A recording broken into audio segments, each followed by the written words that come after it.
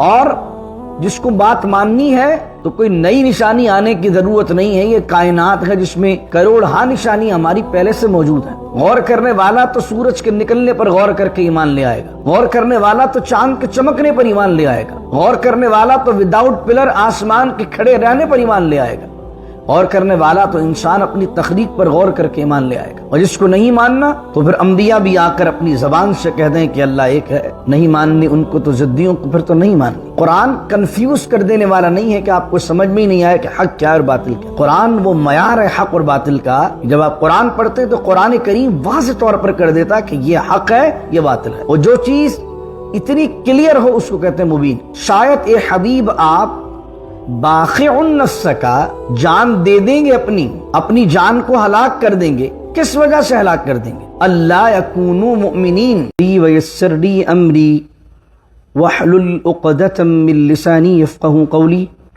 اللہم صل علی سیدنا ومولانا محمد معدن الجود والکرم وآلہ وصحبہ وبارک وسلم۔ بسم اللہ الرحمن الرحیم۔ طاسیم میم تلک آیات الکتاب المبین، صدق اللہ مولانا العظیم۔ بحمد اللہ تعالی سورۃ الشعراء کا آغاز ہے، اور سورۃ الشعراء مکیہ ہے، یعنی مکۃ المکرمہ میں نازل ہوئی ہے، اور مکۃ المکرمہ میں نبی کریم صلی اللہ علیہ وسلم واز اسپینڈنگ 12 ایئرس۔ تو جو مڈ کے 4 ایئرس ہیں، یعنی درمیان کے 4 سال ہیں، اس میں نازل ہونے والی سورتوں میں سے ایک سورت ہے۔ مفسرین کہتے ہیں کہ یہ سورت سورہ واقعہ کے بعد نازل ہوئی ہے۔ جیسا کہ میں نے آپ کو بیان کیا کہ ترتیب کا معاملہ، یعنی الف لام میم کے بعد سورہ آل عمران، ایک ہے یہ قرآن کریم کی ترتیب جو کہ مصحف کے اعتبار سے، اور ایک ہے ترتیب نزول، یعنی کون سی سورت پہلے نازل ہوئی کون سی بعد میں نازل ہوئی۔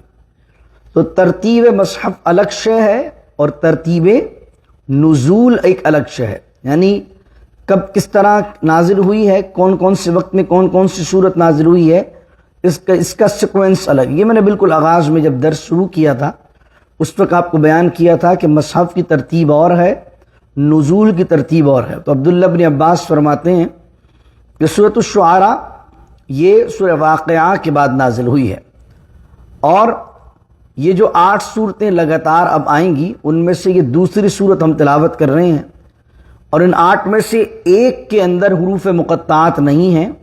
تو سورہ فرقان گزری ہے، تبارک الذی نزل الفرقان، تبارک سے شروع ہوئی تھی۔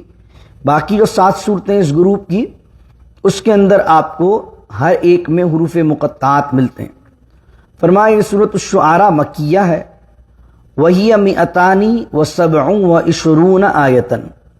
مئتن کی جو ہے وہ تثنیہ ہے، مئتان یعنی 200، وَهِيَ 200 اور اس میں 227، سبع کا معنی 7، 20 یا 20 کا معنی 20، تو 2 اور 7 کتنے ہوئے؟ 27، 27۔ فرمایا کہ اس میں وَهِيَ 227 آیتاً، اس کے اندر 227 227 آیات ہیں، 11 رکوعاً، اور 11 کہتے ہیں 11 کو، 11th، 12 12، 11 11 اور اس میں 11 رکوعات ہیں، یعنی اس پوری صورت میں 11 رکوعات ہیں اور 227 آیاتیں ہیں، اور یہ صورت مکۃ المکرمہ میں نازل ہوئی ہے۔ آئیے سورہ شروع کرتے ہیں۔ طاسیم میم، یہ طاسیم میم ہے۔ میں نے بیان کیا تھا کہ حروف مقطعات یہ صورتوں کے آغاز میں لکھے ہوتے ہیں، اس کو علماء نے مختلف طریقے سے بیان کیا ہے۔ ایک گروہ کہتا ہے کہ یہ صورتوں کے نام ہیں، ان کے کوئی معنی نہیں ہے۔ ایک گروہ کہتا ہے ان کے معنی ہیں لیکن اللہ جانتا ہے، یا اللہ نے صرف اپنے حبیب لبیب صلی اللہ علیہ وسلم کو بتائے ہیں، عام آدمی نہیں جانتے۔ کچھ کہتے ہیں کہ یہ اللہ کے راز ہے، اور کچھ نے تحقیق کر کے اپنے اپنے انداز سے اس کی تعبیر و تشریح کی ہے۔ لیکن صحیح بات تو یہی ہے کہ اس کے معنی اللہ جانتا ہے۔ توسیم میم، یہ توسیم میم ہے، تلک آیات الکتاب المبین، اور یہ آیات ہیں الکتاب المبین، اس روشن کتاب کی جو روشن کر دینے والی ہے۔ یہ جیسا کہ میں نے بیان کیا مکے کے دور میں نازل ہوئی، اور مکے کا جو بیچ کا دور تھا، یعنی 4 سال گزرنے کے بعد جب تبلیغ دین عروج پر جا رہی تھی اور حضور علیہ السلام کو دعوت کا پیغام پہنچانے کا حکم دیا جا رہا تھا، تو مشکل دور تھا، مخالفتیں، پریشانیاں، غم۔ کوئی ساحر کہتا معاذ اللہ حضور علیہ السلام کو کہ آپ جادوگر ہیں، کوئی معاذ اللہ آپ کو مجنون کہتا، غیروں میں سے، اپنوں میں سے، قبیلے والوں میں سے، پڑوسیوں میں سے مختلف قسم کی مشکلات، مختلف قسم کے طعنے، اور جو غریب مسلمان ایمان لے آتے تھے، جو غریب لوگ ایمان لے آتے تھے، ان کو پے در پہ مشکلات اور پے در پہ مشکلیں دینا، پریشان کرنا، یہ اہل شرک کا اور اہل مکہ کا معمول سا بن گیا تھا۔ ایسے حالات میں نبی کریم صلی اللہ علیہ وسلم رنجیدہ ہو جاتے، آپ صحیح بات پہنچاتے، آپ سچ بات پہنچاتے، آپ حق بات پہنچاتے، بار بار الگ الگ انداز سے قرآن کریم کی آیات آتی جس میں توحید کے نقشے، جس میں توحید کے دلائل، جس میں مرنے کے بعد دوبارہ اٹھائے جانے پر دلائل موجود ہوتے، لیکن جو ہٹ درم تھے ان کے کان پر جوں تک نہ رینگ تھی، ان کو کوئی بات سمجھ میں نہیں آتی تھی، وہ ضد پر ضد، ہٹ درمی پر ہٹ درمی، اور انکار پر انکار کرتے جاتے۔ نبی کریم صلی اللہ علیہ وسلم اس بات سے پریشان ہوتے تو اللہ رب العزت نے اس سورۃ الشعراء کو نازل کیا۔ اس سورۃ الشعراء کے اندر اللہ رب العزت نے جہاں اپنی توحید کے دلائل کو بیان فرمایا ہے، وہیں پر اس سورت کے اندر اللہ نے 7 انبیاء و مرسلین کا ذکر کیا ہے کہ ان 7 انبیاء و مرسلین کو کس طریقے سے اللہ نے کس قوم کی طرف بھیجا، اور انہوں نے بھی اپنی اپنی اقوام کو معجزے دکھائے، لیکن نشانیاں اور معجزے دیکھنے کے بعد بھی ان قوموں نے انبیاء کو جھٹلایا اور وہ اللہ کے عذاب کا شکار ہوئے۔ کیونکہ نبی کریم صلی اللہ علیہ وسلم جب تبلیغ دین کرتے تو وہ کہتے یہ کر کے دکھائیں، یہ معجزہ لا کے دکھائیں، یہ کام کر کے دکھائیں، تو اللہ رب العزت نے فرمایا پیارے آپ پریشان نہ ہوں، آپ سے پہلے اس صورت میں کئی انبیاء کا ذکر کیا، 7 کے قریب انبیاء کا ذکر کیا، کہا آپ سے پہلے ان انبیاء کو بھیجا ہے اور ان کو بڑی بڑی نشانیاں دے کر بھیجا، لیکن جس کو نہیں ماننا تو وہ 100 نشانی سے بھی نہیں مانے گا، اور جس کو بات ماننی ہے تو کوئی نئی نشانی آنے کی ضرورت نہیں ہے، یہ کائنات ہے جس میں کروڑہا نشانی ہماری پہلے سے موجود ہیں۔ غور کرنے والا تو سورج کے نکلنے پر غور کر کے ایمان لے آئے گا، غور کرنے والا تو چاند کے چمکنے پر ایمان لے آئے گا، غور کرنے والا تو وداؤٹ پلر آسمان کے کھڑے رہنے پر ایمان لے آئے گا، غور کرنے والا تو انسان اپنی تخلیق پر غور کر کے ایمان لے آئے گا، اور جس کو نہیں ماننا تو پھر انبیاء بھی آ کر اپنی زبان سے کہہ دیں کہ اللہ ایک ہے، نہیں ماننی ان کو تو ضدیوں کو پھر تو نہیں ماننی۔ تو اللہ کہہ رہا تلک آیات الکتاب المبین، یہ آیات ہیں الکتاب، کتاب کی، اور وہ کتاب کیسی ہے؟ المبین، روشن، روشن کتاب ہے۔ مبین کس کو کہتے ہیں؟ اتنی روشن کتاب کہ جس کی ہر بات واضح ہو۔ قرآن کنفیوز کر دینے والا نہیں ہے کہ آپ کو سمجھ میں ہی نہیں آئے کہ حق کیا ہے اور باطل کیا ہے۔ قرآن وہ معیار ہے حق اور باطل کا، جب آپ قرآن پڑھتے ہیں تو قرآن کریم واضح طور پر کر دیتا کہ یہ حق ہے، یہ باطل ہے، اور جو چیز اتنی کلیئر ہو اس کو کہتے ہیں مبین۔ اللہ کہتا ہے لعلک، لعلک، لعل مانے شاید، لعلک شاید آپ، باخعن، باخعن ہلاک کر دیں گے، کس کو؟ نفس کا، اپنی جان کو، شاید اے حبیب آپ، یعنی آپ سے مراد سرکار دو عالم علیہ السلام، شاید اے حبیب آپ باخعن نفس کا، جان دے دیں گے، اپنی جان کو ہلاک کر دیں گے۔ کس وجہ سے ہلاک کر دیں گے؟ اللہ یکونوا مؤمنین، کہ نہیں ہیں یہ لوگ مسلمان اور مومن، یعنی جو مشرکین مکہ دعوت دین کے بعد بھی ایمان نہیں لا رہے، تو آپ اس غم میں اپنی جان دے دیں گے، اپنی جان کو آپ ہلکان کر رہے ہیں، آپ پریشان ہو رہے ہیں۔ حضور علیہ الصلوۃ والسلام کیوں پریشان ہوتے تھے؟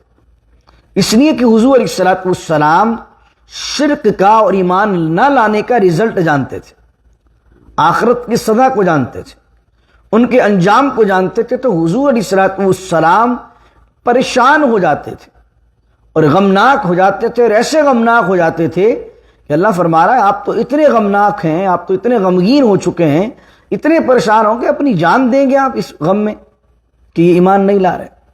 تو آپ یہ سوچئے کہ میرے آقا کریم صلی اللہ علیہ وسلم کو اللہ نے کیسا عظیم دل عطا فرمایا تھا، ساری انسانیت کا درد حضور کے دل میں۔ حضور نہیں چاہتے کہ کوئی انسان کا برا ہو، حضور علیہ الصلوۃ والسلام چاہتے ہیں کہ سب انسانوں کا بھلا ہو۔ حضور نہیں چاہتے کہ کوئی جہنم میں جائے، حضور نہیں چاہتے کہ کوئی اللہ کی ناراضگی کو مول لے کر اللہ کا انکار کر کے اللہ کے غضب کا مستحق ٹھہرے۔ اس لیے حضور علیہ الصلوۃ والسلام دعوت دین دینے کے بعد، اور اللہ بارہا مکی صورتوں میں بیان کرتا، پیارے آپ کا کام پہنچانا ہے، آپ نے پہنچا دیا، پیارے آپ کا کام ہے دعوت کو پہنچا دینا۔ اب کوئی ایمان لاتا ہے کہ نہیں لاتا یہ آپ کی ذمہ داری ہم نے لگائی نہیں، آپ کا جو کام تھا آپ تو بڑی اسلوبی کے ساتھ بڑے بہترین انداز سے انجام دے رہے ہیں۔ اور حضور علیہ الصلوۃ والسلام ویسے عام طور پر رویہ کیا ہوتا ہے؟ بھائی میں نے بات کہہ دی ہے، مانو کہ نہیں مانو اب میری بلا سے، لیکن یہاں اللہ نے اپنے حبیب علیہ الصلوۃ والسلام کو وہ دل عطا فرمایا کہ حضور تمام انسانیت کا درد لیے ہوئے ہیں، حضور علیہ الصلوۃ والسلام تمام لوگوں کا دکھ لیے ہوئے ہیں کہ اگر یہ ایمان نہ لائے تو ان کا کیا بنے گا۔ تو اللہ وہی بات کہہ رہا ہے، لعلک باخع نفسک، شاید آپ باخع النفس کا ہلاک کر لیں گے اپنی جان کو۔ اللہ یکون مؤمنین کس وجہ سے؟ یہ ایمان نہیں لاتے، اور ایمان کیوں نہیں لا رہے تھے؟ وہ بار بار ڈیمانڈ کرتے تھے، ہم آسمان سے کتاب کو، قرآن کو، جبرائیل کو، فرشتوں کو نازل ہوتے ہوئے کیوں نہیں دیکھتے؟ ہمیں بتا دیجئے کہ آنے والے 10-15 سالوں میں جتنی بھی ہم بزنس ٹرانزیکشنز کریں گے، کس میں ہمیں فائدہ ہوگا، کس میں ہمیں لوس ہوگا، بتائیے پہلے، پھر ایمان لائیں گے۔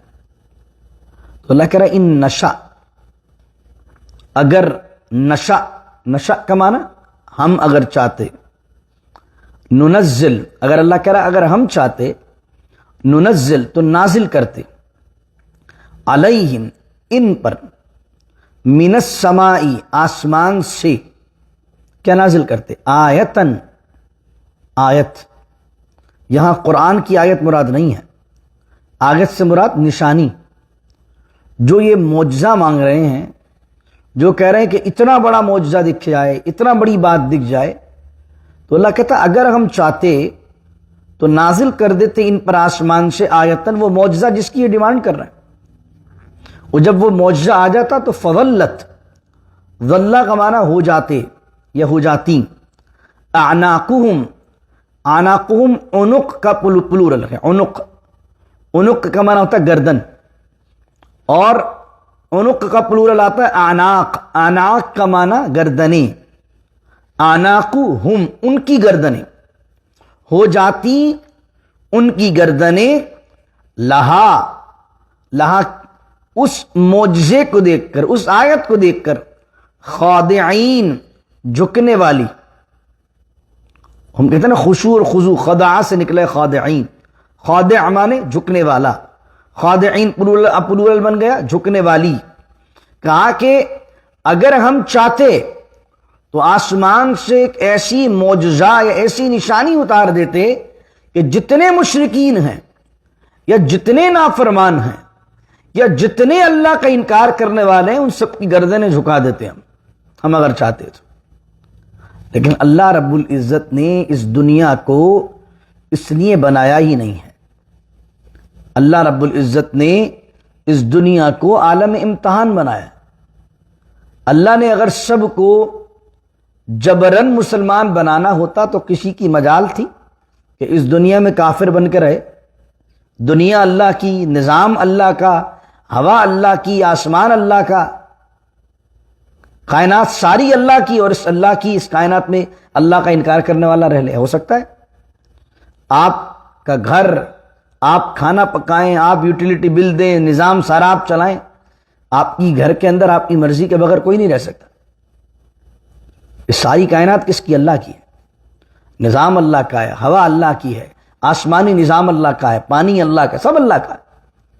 لیکن یہ اللہ کی چھوٹ ہے، اللہ کا ریلیو ہے کہ اللہ نے اپنے انکار کرنے والوں کو بھی بسنے کے لیے جگہ دی ہوئی ہے، کیونکہ اللہ نے اس دنیا کو عالم امتحان بنایا۔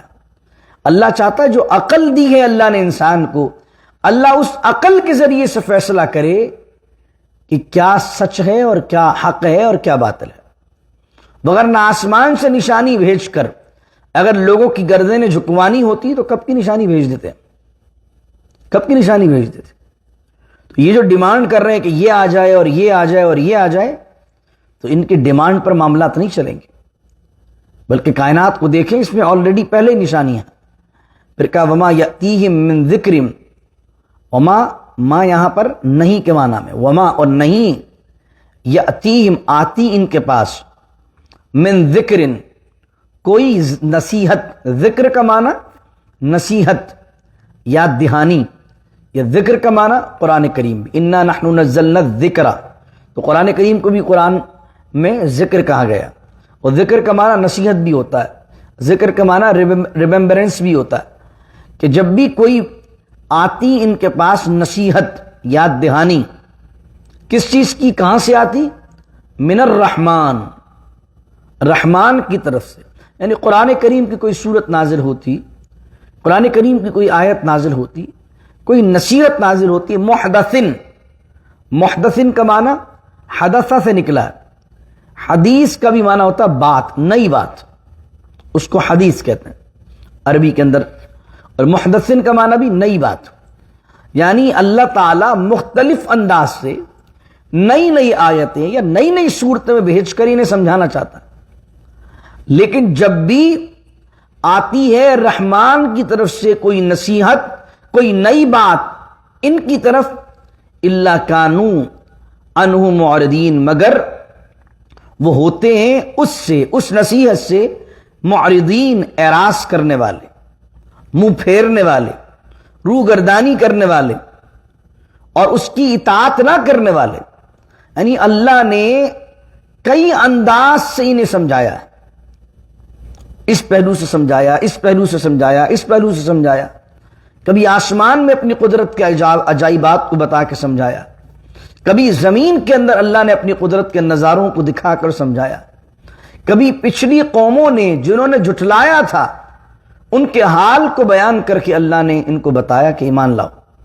اللہ کہہ رہا ہے فقد کذبوا، قد کا معنی میں نے آپ کو پہلے ہی بیان کیا، قد آتا ہے انڈیڈ کے معنی میں، قد جب کوئی بات زور دے کر کی جا رہی ہوتی ہے، فقد تو پس تحقیق، انڈیڈ، کذبوا انہوں نے جھٹلایا، یہ پلورل ہے، کذبوا، کذبا اس ایک مرد نے جھٹلایا، کذبا ان دو مردوں نے جھٹلایا، کذبوا ان سب نے جھٹلایا، یعنی ان مشرکین کی بات ہو رہی ہے۔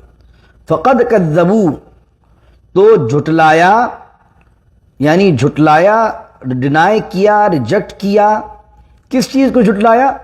اللہ کی اس نشانی کو، یا اللہ کے اس نصیحت کو، یا اللہ کے اس کلام کو جو قرآن نازل ہو رہا ہے، انہوں نے جھٹلایا۔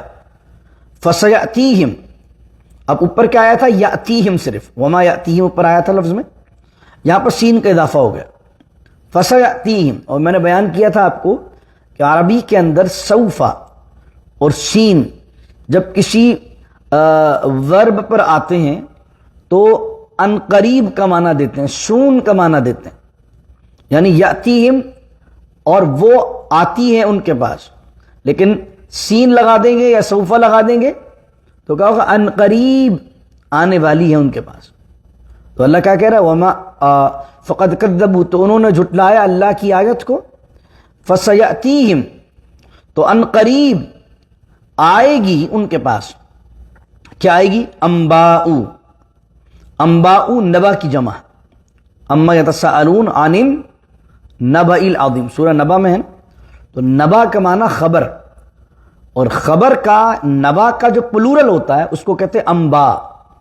ان کے پاس آتی ہیں خبریں، ان قریب ان کے پاس آئیں گی خبریں۔ اب انبا کس کو کہتے ہیں؟ وہاں کس چیز کی بات تھی؟ انبا کس کو کہا گیا قرآن میں؟ اما یتساءلون، اے حبیب یہ آپ سے سوال کرتے ہیں کس چیز کے بارے میں؟ عن النبأ العظیم، ایک بہت عظیم خبر کے بارے میں، الذی ہم فیہ مختلفون، جس کے بارے میں یہ آپس میں اختلاف کر رہے ہیں۔ اس نبا سے کیا مراد ہے؟ قیامت۔ تو اللہ کہہ رہا انہوں نے جھٹلایا تو ان قریب ان کے پاس آئیں گی خبریں۔ خبروں سے مراد کیا ہے؟ ان قریب آنے والی ہے قیامت۔ جب قیامت قائم ہوگی، حساب کا دن ہوگا، ما کانوا بھی یستہزئون، تو ان قریب ان کے پاس آئیں گی وہ تمام خبریں جس کا یہ یستہزئون مذاق اڑاتے رہے تھے۔ استہزأ یستہزئ، اس کو کہتے ہیں استہزاء، اردو میں بھی استعمال کرتے ہیں، استہزاء کرنا۔ استہزاء مانے مذاق اڑانا، کسی چیز کا مذاق بنانا۔ ما کانوا بھی یستہزئون، جس کا یہ مذاق اڑا رہے تھے، جن آیتوں کا یہ مذاق بنا رہے تھے۔ قرآن بار بار کہہ رہا تھا کہ مرنے کے بعد اٹھنا ہے، جواب دینا ہے، قیامت قائم ہونی ہے، اور یہ ان ساری باتوں کا مذاق اڑا رہے تھے۔ اور ایک مشرک تو ایک مردہ کی ہڈی کو اٹھایا اس نے، اور مکے کی گلیوں کے اندر گھوم گھوم کر کہنے لگا، مذاق اڑا اڑا کر، ارے تمہیں معلوم ہے حضور کیا کہتے ہیں؟ یہ محمد صلی اللہ علیہ وسلم کیا کہتے ہیں؟ یہ کہتے ہیں کہ اس ہڈی کو جو بوسیدہ ہو چکی ہے، اس کو دوبارہ گوشت پہنایا جائے گا، دوبارہ سے اٹھایا جائے گا۔ مذاق اڑاتے۔ تو اللہ یہ بات کہہ رہا ہے، انہوں نے جھٹلایا ہماری آیتوں کو، فسیأتیہم، ان قریب آنے والی ہے، انباء، خبریں۔ خبریں، ہر خبر کو انباء نہیں کہتے، ہر خبر کو نبا نہیں کہتے۔ جو عظیم خبر ہو، اہم خبر ہو اور غیب کی خبر ہو، اس کو کہتے ہیں نبا۔ اللہ کہہ رہا ہے پھر آخری آیت آج کے درس کی اور اس رکوع کی، 5ویں رکوع کی، اولم یروا، اولم، کیا انہوں نے نہیں دیکھا؟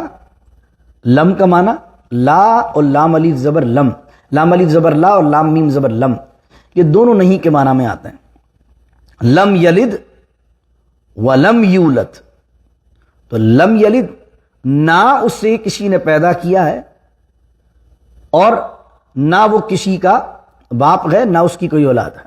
یہ ترجمہ کر رہے ہوتے ہیں نا عام طور پر، تو لم نہیں کے معنی میں آتا۔ اولم، کیا نہیں، یرو، انہوں نے دیکھا، کیا انہوں نے نہیں دیکھا؟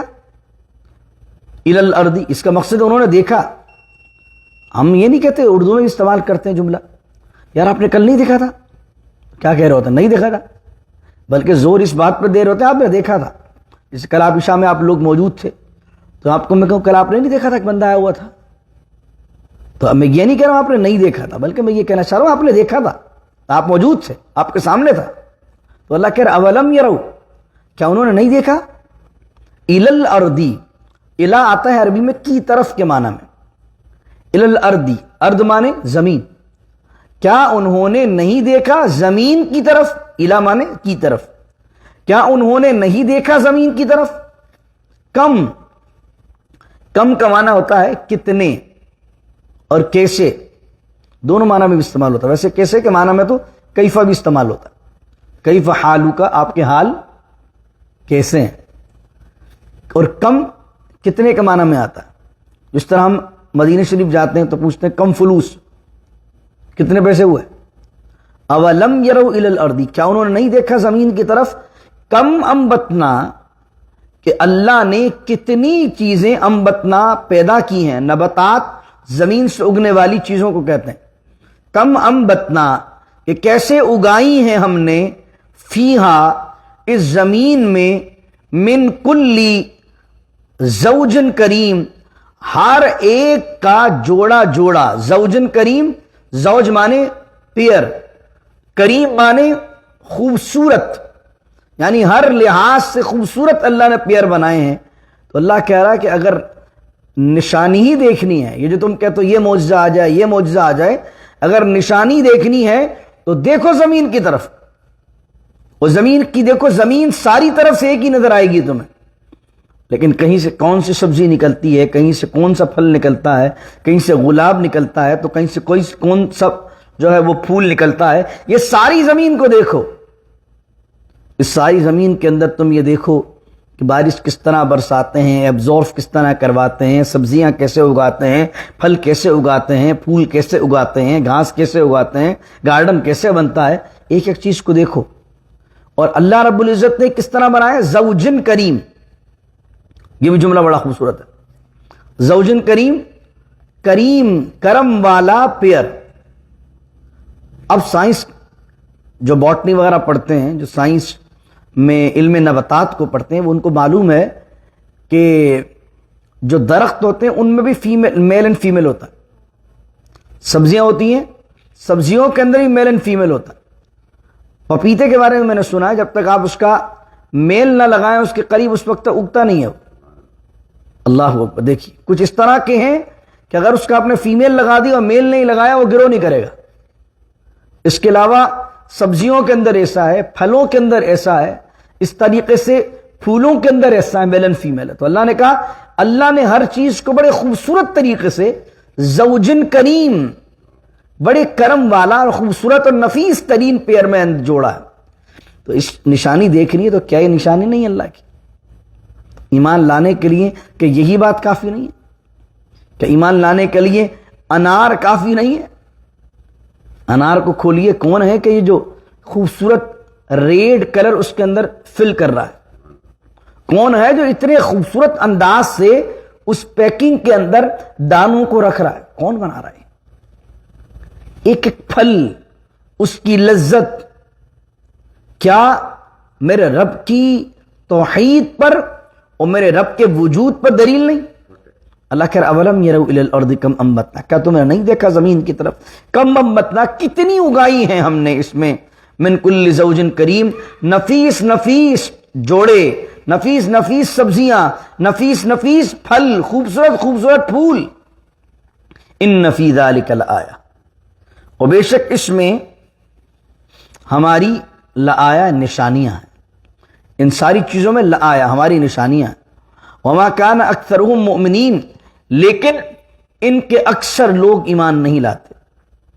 وَإِنَّ رَبَّكَ، اور بے شک آپ کا رب، لَهُوَ، وہ ضرور ہے، عزیز الرحیم، عزیز کا معنی غالب ہے، رحیم، لیکن رحیم ہے رحم کرنے والا ہے۔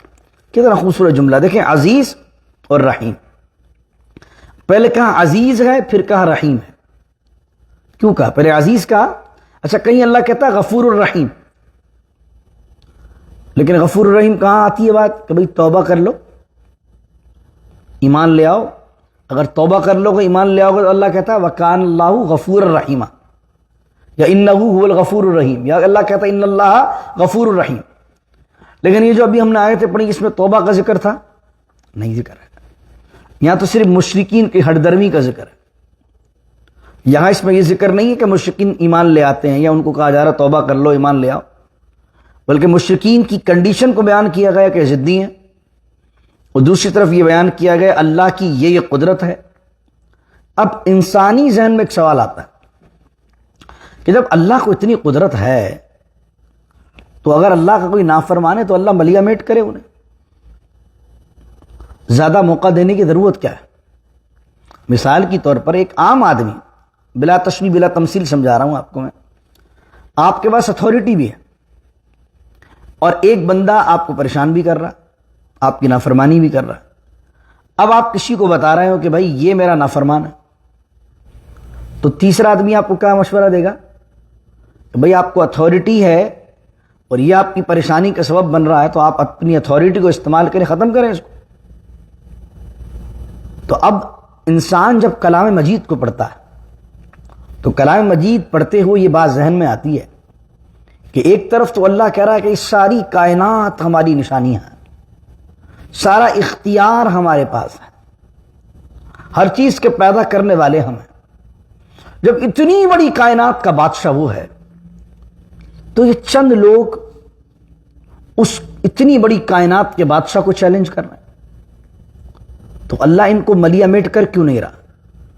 تو اللہ اس کے جواب میں کہتا ہے وَإِنَّ رَبَّكَ، اے حبیب آپ کا رب جو ہے نا، لَهُوَ الْعَزِيزُ، پہلی بات تو کہا غالب ہے، ایسا نہیں کہ اللہ کے اختیار سے یہ لوگ باہر ہیں، یہ اللہ مغلوب ہے. مغلوب مانے دبا ہوا، مغلوب مانے جو دبا ہوا ہوتا ہے اس کو بولتے ہیں مغلوب ہو گیا، یعنی اس پر کوئی اور غالب آ گیا یہ مغلوب ہو گیا.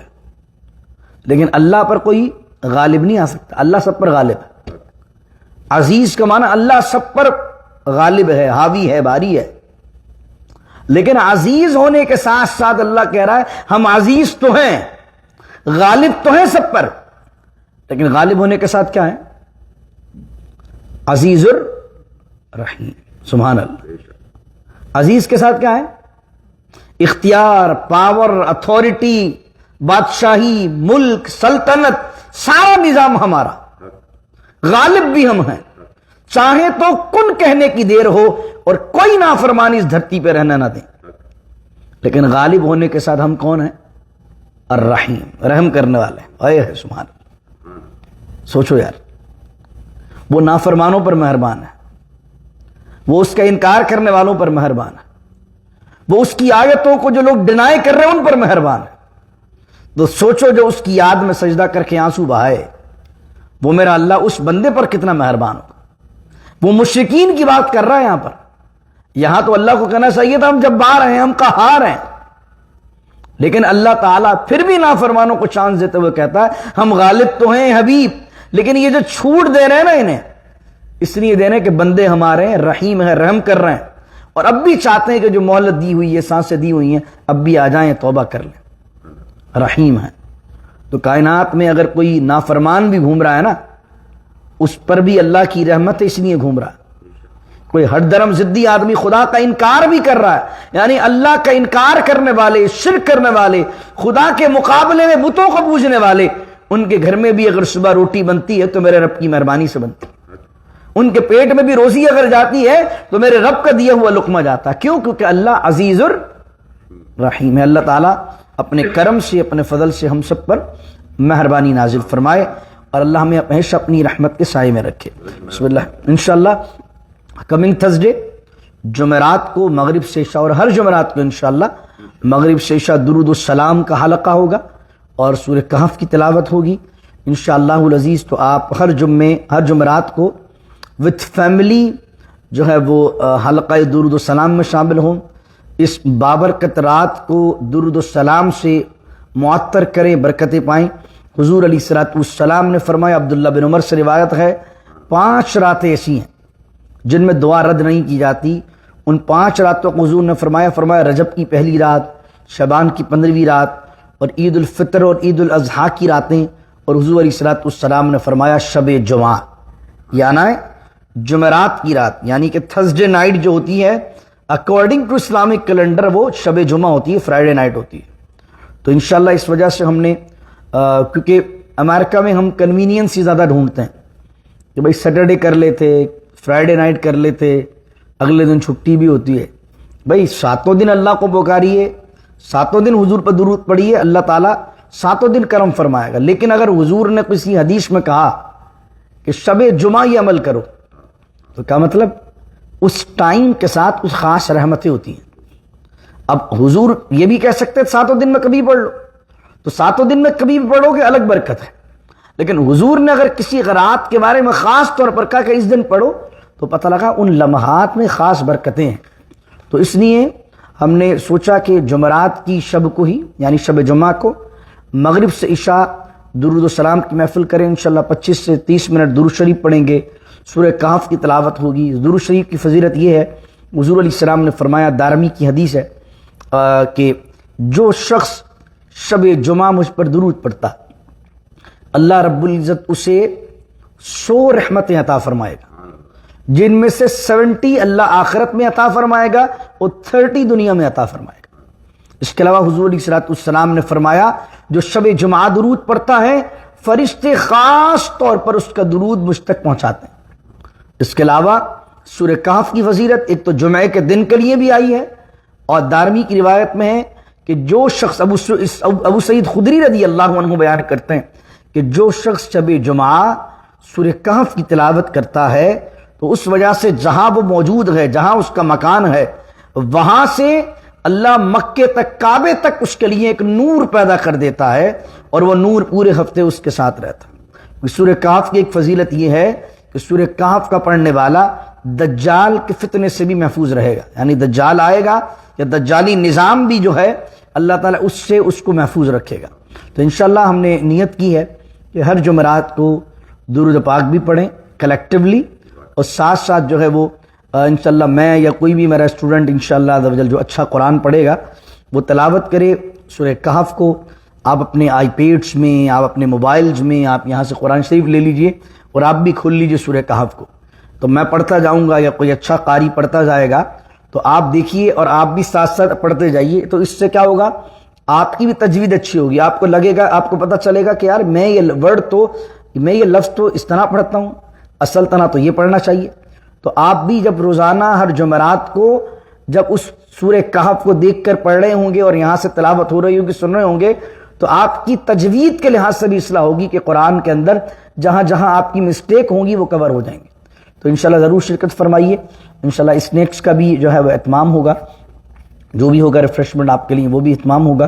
تو اللہ رب العزت اپنا کرم فرمائے۔ اور اس جمعرات کو شروع کرنے کا ایک مقصد اور یہ بھی ہے کہ حضور علیہ السلام نے فرمایا ذی الحجہ کے ابتدائی جو 10 دن ہیں، فرمایا عبداللہ بن عباس میں رسول اللہ فرماتے ہیں پورے سال میں نیک عمل کرنا اور ان 10 دنوں کے اندر نیک عمل کرنا اللہ کے نزدیک زیادہ محبوب ان 10 دنوں کا عمل ہے۔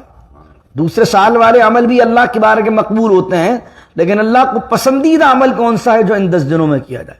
تو ہو سکتا ہے جمعرات کو جو ہے وہ پہلا دن ہوگا، اگر بدھ کو چاند نظر آ جاتا تو پہلی تاریخ ذی الحجہ کی جو ہے وہ ہوگی جمعرات، اور جمعرات کی رات ہو جائے گی سیکنڈ شب، اور اگر جمعرات کو مطلب بدھ کو چاند نہیں دکھا تو جمعرات کی 30 ہوگی، تو جمعرات کی چاند رات جو ہوگی وہ چاند رات ذی الحجہ کی ہوگی۔ تو ہم جیسے ہی اس مہینے میں انٹر ہو رہے ہوں گے تو درود و سلام پڑھتے ہوئے ہو رہے ہوں گے، سورہ کہف کی تلاوت کرتے ہوئے ہو رہے ہوں گے، دعائیں کرتے ہوئے ہو رہے ہوں گے، ذکر کرتے ہوئے ہو رہے ہوں گے۔ تو آپ بھی تشریف لائیے، اپنے بچوں کو بھی لے کر آئیے، اپنی فیملی کو بھی لے کر آئیے، تاکہ درود و سلام پڑھنے سے اللہ بے شمار برکتیں اور رحمتیں عطا فرمائے گا، زندگی کے سارے پریشانیاں اللہ دور فرما دے گا انشاءاللہ حضور علیہ السلام کے صدقے تو فعل۔ بسم اللہ الرحمن الرحیم، الحمدللہ رب العالمین، والصلاة والسلام علی اشرف الانبیاء والمرسلین، ربنا ظلمنا انفسنا وان لم تغفر لنا وترحمنا لنکونن من الخاسرین، وصلی اللہ تعالی علی خیر خلقہ محمد وعلی آلہ وصحبہ اجمعین برحمتک یا ارحم الراحمین، لا الہ الا اللہ محمد رسول اللہ۔